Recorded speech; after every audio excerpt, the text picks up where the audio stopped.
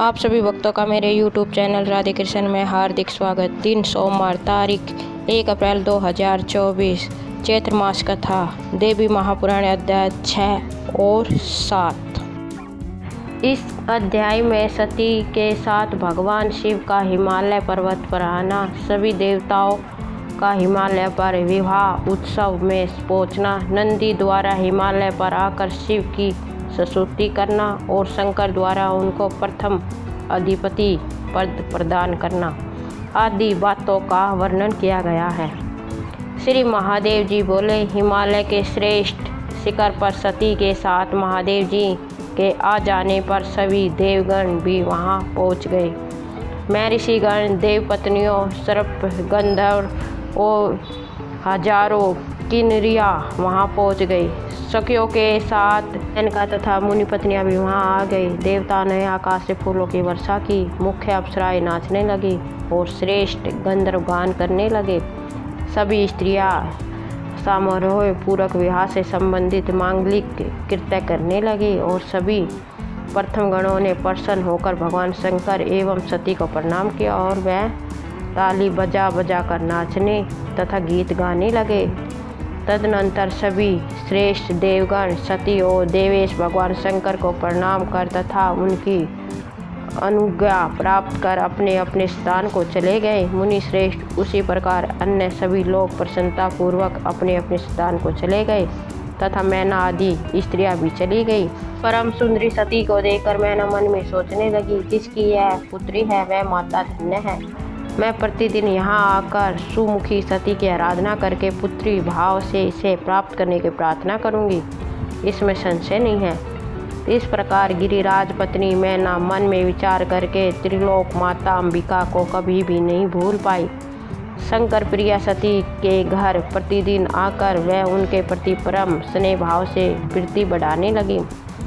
तदनंतर एक बार बुद्धिमानों में श्रेष्ठ ज्ञानी और शिव भक्त नंदी, जो दक्ष की सेवा में थे, वहां आए और उन्होंने भगवान महेश को भूमि पर गिरकर दंडवत प्रणाम किया। वह बोले, देवादिदेव प्रभु, मैं प्रजापति दक्ष का सेवक और ब्रह्म ऋषि दिजी का शिष्य हूँ, जो आपके प्रभाव को जानने वाला संत है। देवेश शरणागत वत्सल्य, आप मुझे मोहित मत कीजिए। मैं आपको साक्षात परमेश्वर और परमात्मा के रूप में जानता हूँ। मैं सृष्टि और संहार करनी भगवती सती को मूल प्रकृति के रूप में जानता हूँ। इस प्रकार कहकर नंदी ने भक्तों पर कृपा करने वाले भगवान शंकर का अपनी परम भक्तिपूर्ण वाणी से स्तवन किया। नंदी बोले, शिव, आप त्रिलोकी के आदि परम पुरुष हैं और समस्त जगत के सृष्टि पालन एवं संहार करने वाले भी आप ही हैं। देवश्रेष्ठ वरदायक भवानीपति, आप ऐश्वर्य युक्त युवक वीर और एकमात्र ब्रह्म हैं। हिम कांति से युक्त शशि समूह को पराजित करने वाले और अर्धचंद्र धारण किए चंद्रमा के समान 5 मुखों वाला सुंदर आपका स्वरूप अचिंत्य है। निर्मल नागमणि से सुशोभित सर्वरूपणीय भूषण को सिर पर धारण करने वाले और ब्रह्मादि देवताओं के द्वारा पूजित युग चरण कमल वाले आपको मैं नमस्कार करता हूँ।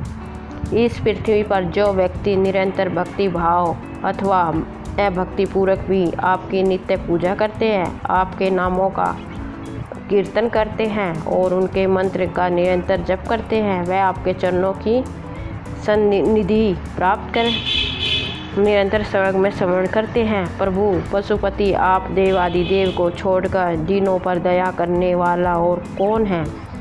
श्री महादेव जी बोले, मुने, नंदी की ऐसी स्तुति सुनकर भगवान शंकर उससे बोले, नंदी, तुम्हारी क्या इच्छा है, मांगो, वह मैं तुम्हें देता हूँ। नंदी ने कहा, जगदीश्वर, मैं आपका हमेशा निकट रहने वाला दास बना रहूं और अपनी आँखों से नित्य आपके दर्शन करता रहूं, यही आपसे याचना करता हूं। शिव जी बोले, वत्स, जो तुमने मांगा है निश्चित रूप से वही होगा। अवश्य ही तुम हमेशा मेरे समीप निवास करोगे। पृथ्वी पर जो मानव इस स्रोत से भक्तिपूर्वक मेरी स्तुति करेगा, उनका तीनों लोकों में कभी अशुभ नहीं होगा। इस मृत्युलोक में दीर्घकाल तक रहकर वह अंत में मोक्ष को प्राप्त करेगा। महात्मे, तुम मेरे इन प्रथम गणों के अधिपति होकर मेरे इस शिवलोक में निवास करो। नंदी, तुम मेरे प्रिय भक्त हो। श्री महादेव जी बोले, मुनि श्रेष्ठ, इस प्रकार वर प्राप्त करके भगवान शंकर के प्रभाव से नंदी शिव के गणों के अधिपति हो गए। इस प्रकार श्री महाभागवत महापुराण के अंतर्गत श्री शिव नारद संवाद में नंदी के स्वर प्रथम अध्यापति वर्णन नामक छठा अध्याय पूर्ण हुआ। जय माता दी, जय शिव शंकर भोलेनाथ, जय शेरा वाली माता। भगवत देवी महापुराण अध्याय 7। इस अध्याय में भगवती सती तथा भगवान शिव का आनंद विहार, दक्ष द्वारा यज्ञ करने में उसमें शंकर को न बुलाने का निश्चय करना, महर्षि दिजी द्वारा दक्ष की निंदा, नारद जी द्वारा सती को पिता के यज्ञ में जाने के लिए प्रेरित करना आदि बातें। श्री महादेव जी बोले, नारद भगवान शंकर भगवती सती को प्राप्त कर अत्यंत धन्य हो गए और उन्होंने प्रथम गण तथा महान बलशाली नंदी से कहा, प्रथम गण, मेरी आज्ञा से यहाँ से शीघ्र कुछ दूर जाकर तुम लोग देर तक शिस्त हो जाओ। जब तुम लोगों को याद करूँगा तब तुम लोग मेरे पास आ जाना। मेरी आज्ञा के बिना कोई भी यहाँ नहीं आएगा। भगवान शंकर का यह वचन सुनकर वे सभी प्रथमगण उनका सानिध्य त्याग कर कुछ देर दूरी पर शिष्ट हो गए। महामुने, उसके बाद भगवान शंकर सती के साथ उस निर्जन वन में दिन रात यथारुचि रमण करने लगे। एक बार उन्होंने वन के फूलों को लाकर उनकी सुंदर माला बनाई तथा सती को समर्पित कर वह कौतूहलपूर्वक उन्हें देखने लगे। कभी वे प्रेम वर्ष खिले हुए कमल की तरह सती के सुंदर मुख को आदरपूर्वक हाथ से सहलाते थे और कभी इच्छा अनुसार पर्वत की कंधारों में, कभी पुष्प वाटिका में था, कभी सरोवर के किनारे रमण करते थे। इस प्रकार भगवान शंकर सती के अतिरिक्त तथा भगवती सती के अतिरिक्त एक पल भी दूसरी ओर दृष्टि नहीं डालते थे। नारद भगवान शंकर भगवती सती के साथ कभी कैलाश पर्वत पर चले जाते तो कभी उस श्रेष्ठ हिमालय पर्वत के किसी शिखर पर सती के साथ फिर पहुंच जाते। महात्मे, इस प्रकार सती के साथ विहार करते हुए भगवान शंकर को 10,000 वर्ष व्यतीत हो गए तथा उन्हें दिन रात का भी भान न रहा। इस प्रकार अपनी माया से महादेव को मोहित करके त्रिलोकी मोहिनी भगवती सती हिमालय के शिखर पर विराजित रही। मेनका भगवती सती के पास नित्य जाकर उचित समय जानकर भक्तिपूर्वक निरंतर उन्हें पुत्री रूप में पाने की प्रार्थना करती थी। हिमवान की पत्नी मेनका ने शुक्ल पक्ष की महाषष्ठी के दिन उपवास पूर्वक व्रत का आरंभ किया। पुनः 1 वर्ष तक शुक्ल पक्ष की महाअष्टमी के दिन विधिपूर्वक भगवती सती की पूजा करके पुण्य महाअष्टमी को उपवास करके व्रत का समापन किया। तब शंकर की पत्नी सती ने प्रसन्न होकर यह अंगीकार कर लिया, मैं आपकी पुत्री के रूप में आविर्भूत होंगी, इसमें संदेह नहीं है। सती का यह वचन सुनकर मेनका का चित्त प्रसन्न हो गया। वह दिन रात उसी सती का ध्यान करके हिमालय के भवन में रहने लगी। नारद व दक्ष अज्ञानवश प्रतिदिन शंकर की निंदा करते थे और शंकर जी भी उन प्रजापति दक्ष को सम्मान का पात्र नहीं मानते थे। मुनि श्रेष्ठ, शिव तथा प्रजापति दक्ष के बीच एक दूसरे के प्रति इस प्रकार का महान अद्भुत बैर हो गया। मुने, एक बार ब्रह्मपुत्र नारद ने दक्ष प्रजापति के यहाँ आकर उनसे यह बात कही, प्रजापति, आप जिन महेश्वर की प्रतिदिन निंदा करते हैं वह उससे कुपित होकर जो करना चाहते हैं उसे आप सुन लीजिए। वे शिव अपने भूतगणों के साथ आपके नगर में आकर भस्म तथा हड्डियों की वर्षा करके निश्चय ही कुल सहित आपका नाश कर देंगे। आपसे स्नेह के कारण ही मैंने आपसे यह बताया है, इसे आप कभी प्रकाशित ना करें। अब आप अपने विद्वान मंत्रियों के साथ इसके उपाय के लिए विचार विमर्श कीजिए। ऐसा कहकर वह नारद आकाश मार्ग से अपने स्थान को चले गए। इधर दक्ष प्रजापति ने सभी मंत्रियों को बुलाकर यह कहा, मंत्रीगण, आप लोग तो सदा से मेरे हित करने वाले रहे हैं, किंतु मेरे शत्रु के क्रियाकलाप का किसी ने ध्यान नहीं रखा। मैं ऋषि नारद ने मेरे पास आकर ऐसा कहा, शिव अपने समस्त भूतगणों के साथ मेरे पूर्व में आकर भस्म हड्डी और रक्त की वृष्टि करेंगे, इसमें संदेह नहीं। तो फिर इस संबंध में मुझे इस समय जो करना हो उसे आप लोग बतलाइए। महामुने दक्ष की यह बात सुनकर वह सभी मंत्री भय से व्याकुल हो उठे और उनसे यह वचन कहने लगे। मंत्रियों ने कहा, देवादिदेव शिव ऐसा क्यों करेंगे? हम लोग उनकी इन अनीति का कारण नहीं समझ पा रहे हैं। आप तो बुद्धिमानों में श्रेष्ठ तथा सभी शास्त्रों के ज्ञाता हैं। आप यथाचित आज्ञा दीजिए, इसके बाद हम लोगों के द्वारा कल्याणकारी साधना अनुष्ठान किए जाएंगे। दक्ष बोले, शमशान में निवास करने वाले भूतगणों के अधिपति शिव को छोड़कर अन्य सभी देवताओं को बुलाकर मैं यज्ञ का आयोजन करूंगा और समस्त विघ्नों का नाश करने वाले यज्ञेश्वर भगवान शिव विष्णु का संरक्षण बनकर मैं प्रयत्नपूर्वक यज्ञ संपन्न करूंगा। इस प्रकार पुण्य यज्ञ का आरंभ हो जाने पर भूतपति शिव मेरे पुण्य कर्म युक्त नगर में कैसे आ पाएगा? श्री महादेव जी बोले। तब दक्ष प्रजापति के ऐसा कहने व भय के कारण उन मंत्रियों ने दक्ष प्रजापति से कहा, महाराज यह ठीक है। तत्पश्चात क्षीर सागर के तट पर पहुंचकर दक्ष प्रजापति ने भगवान विष्णु से यज्ञ की रक्षा के लिए प्रार्थना की। तब परम पुरुष भगवान विष्णु प्रसन्न होकर यज्ञ की रक्षा करने के लिए उन दक्ष के पूर्व में स्वयं पहुँच गए। उसके बाद दक्ष ने इंद्र आदि प्रधान देवता, ब्रह्मा देव ऋषियों प्रधान, ब्रह्म ऋषियों प्रधान, यक्षों, गंधर्वों, पितरों, दैत्यों, किन्नरों तथा पर्वतों को निमंत्रित किया।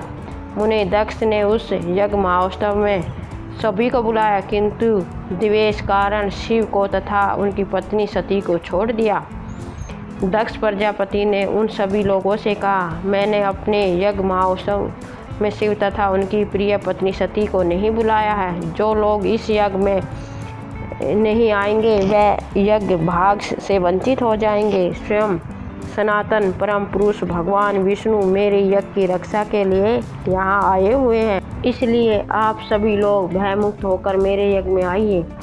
इस प्रकार उन दक्ष का वचन सुनकर भयभीत हुआ देवता आदि सभी शिव विहीन होने पर भी उस यज्ञ सभा में आ गए।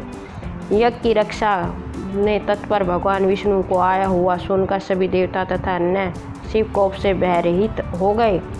दक्ष ने सती को छोड़कर अदिति आदि सभी पुत्रियों को आदरपूर्वक बुलाया, उन्हें पुष्प, कल, वस्त्र और आभूषणों से संतुष्ट किया। उन्होंने यज्ञ के नियमित महान पर्वत के समान अन्नों का संचय किया एवं दूध, दही, घी आदि की बड़ी बड़ी नदियाँ बहा दी। इस प्रकार प्रजापति दक्ष ने यज्ञ के लिए जो जो वस्तुएं तथा द्रव्य अपेक्षित थे उनका संचय कर डाला। उन्होंने रस सामग्रियों का सागर सदृश तथा अन्य पदार्थों का पर्वत सदृश संचय कर दिया। उसके बाद यज्ञ आरंभ हुआ। मुनिश्रेष्ठ, उस यज्ञ में स्वयं पृथ्वी वेदी बनी और यज्ञ कुंड में उद्रव तथा निर्मल शिखा वाले धूम रहित अग्निदेव स्वयं प्रज्वलित हुए। जो लोग उस यज्ञ में वेद पाठ के लिए नियुक्त किए गए वह सब के सब आसन पर विराजमान हो गए। महात्मय, यज्ञ की रक्षा करने वालों के स्वामी, जगत के रक्षक आदि परम पुरुष तथा यज्ञ स्वरूप साक्षात भगवान नारायण यज्ञ वेदी पर प्रविष्ट हो गए। इस प्रकार यज्ञ आरंभ हो जाने पर ज्ञानियों में श्रेष्ठ महामती दिजिज ने वहाँ एकमात्र शिव को न देखकर दक्ष से ऐसा कहा। दिजिज बोले, महान बुद्धि वाले प्रजापति, आप जिस प्रकार का यह यज्ञ कर रहे हैं वैसा न तो कभी हुआ और न कभी होगा। यह सभी देवता इस यज्ञ में स्वयं ही साक्षात प्रकट होकर अपने अपने यज्ञ भाग से आहुति ग्रहण कर रहे हैं।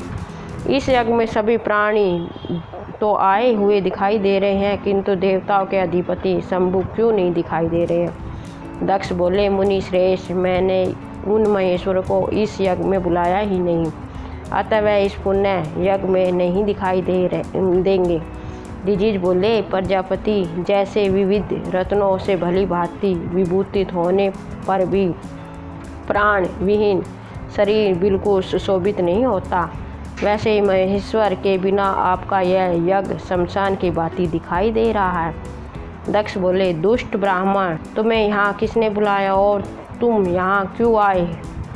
तुमसे किसने पूछा जो तुम इस प्रकार बोल रहे हो? दिजिज बोले, मैं तुम्हारे इस अनिष्टकारी यज्ञ में तुम्हारे द्वारा बुलाया जाऊं या ना बुलाया जाऊं, किंतु यदि मेरी बात मानो तो सदा शिव महादेव को बुला लो, क्योंकि शिव विहीन किया गया यज्ञ फलदायी नहीं होता। जिस प्रकार अर्थ से रहित वाक्य वेद ज्ञान से शून्य ब्राह्मण तथा गंगा से रहित देश व्यर्थ होता है, उसी प्रकार शिव के बिना यज्ञ निष्फल होता है।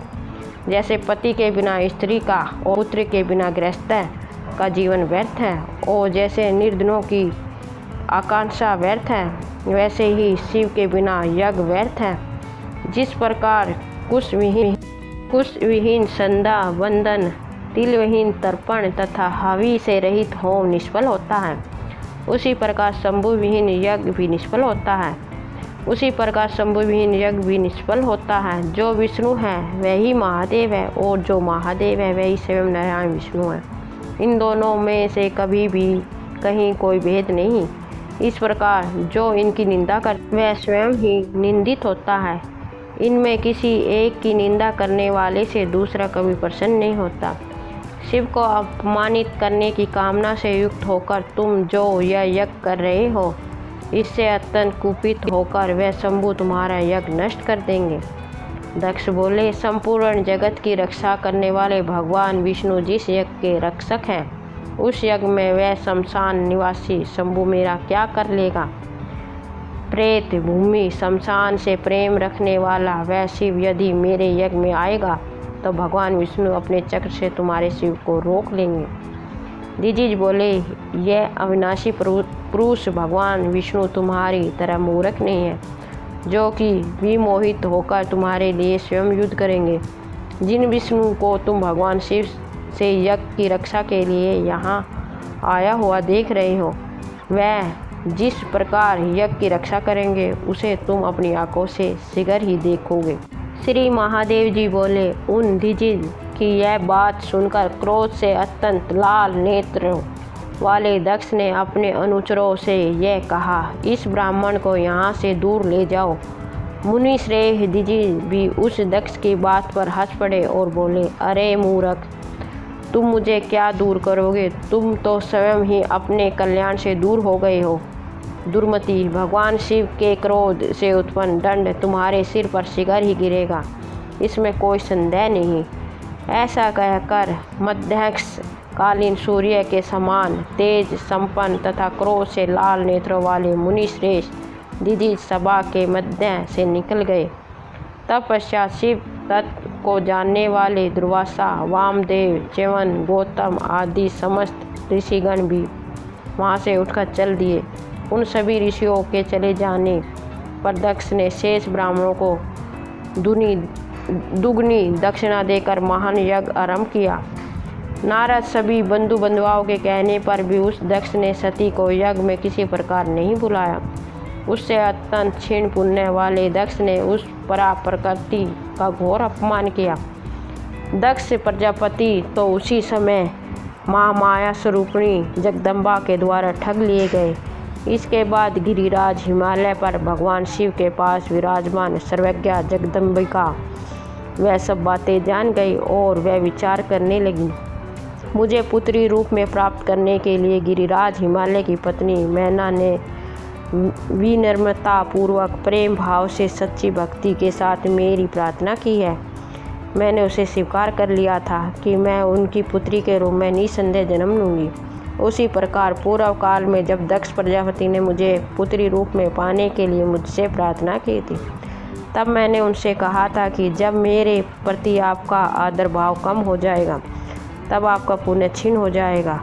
उस समय अपनी माया से आपको मोहित करके मैं निश्चित रूप से आपका त्याग कर दूंगी। तो अब वह समय आ गया है।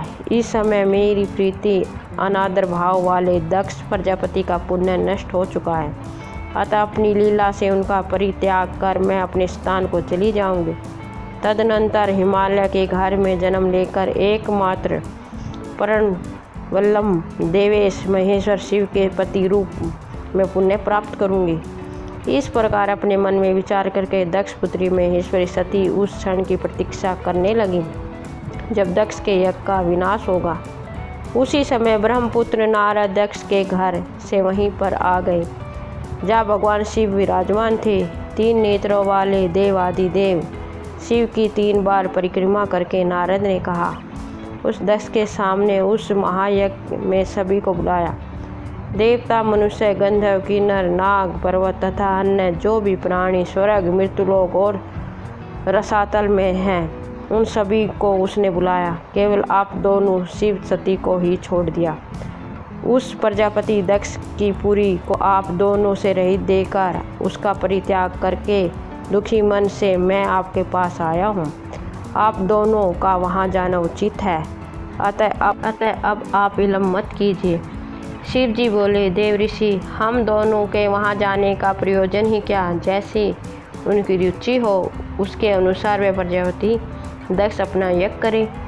नारद जी बोले, यदि वह दक्ष आपके अपमान की इच्छा करते हुए वह महान यज्ञ संपन्न करते हैं तो इससे आपके प्रति लोगों में अनादर का भाव उत्पन्न हो जाएगा। परमेश्वर, यह जानकर आप या अपना यज्ञ भाग ग्रहण कीजिए अथवा सुरेश्वर उस यज्ञ में ऐसा विघ्न डालिए ताकि वह संपन्न न हो सके। शिव जी बोले, वहाँ न मैं जाऊँगा और न तो मेरी प्राण प्रिया यह सती ही जाएगी। वहाँ पहुँचने पर भी वह दक्ष मुझे यज्ञ भाग नहीं दे गई। श्री महादेव जी बोले, जब शिव जी के ऐसा कहने पर मैं ऋषि नारद ने सती से कहा, जगजननी, उस यज्ञ में आपका जाना उचित है। अपने पिता के घर में यज्ञ महोत्सव होने का समाचार सुनकर कोई कन्या धैर्य धारण कर घर में भला कैसे रह सकती है? जो आपकी सभी दिव्य बहनें हैं वह भी यज्ञ में आई हुई हैं और दक्ष ने उन सभी को स्वर्ण आदि के अनेक विध आभूषण प्रदान किए हैं। सुरेश्वरी जगदम्बिका, अभिमान के कारण जिस प्रकार उन्होंने एकमात्र आपको नहीं बुलाया उसी प्रकार आप भी उनके घमंड को नष्ट करने का प्रयत्न कीजिए। मान तथा अपमान के प्रति समभाव वाले परम योगी शिव ने तो उनके यज्ञ में जाएंगे और न तो विघ्न ही पैदा करेंगे। तदनंतर दक्ष पुत्री सती ने ऐसा कहकर महर्षि नारद से शिव जी को प्रणाम करके पुनः दक्ष प्रजापति के घर के लिए प्रस्थान किया। इस प्रकार श्री महाभागवत महापुराण के अंतर्गत श्री शिव नारद संवाद दक्ष प्रजापति नामक अध्याय 7वां पूर्ण। बोलो जय शेरावाली माता, जय शिव शंकर भोलेनाथ, जय माता शेरावाली की। आपको मेरा वीडियो कैसा लगा कमेंट बॉक्स में अवश्य बताएं। मेरे वीडियो को लाइक शेयर व चैनल को सब्सक्राइब करें। धन्यवाद। जय माता दी।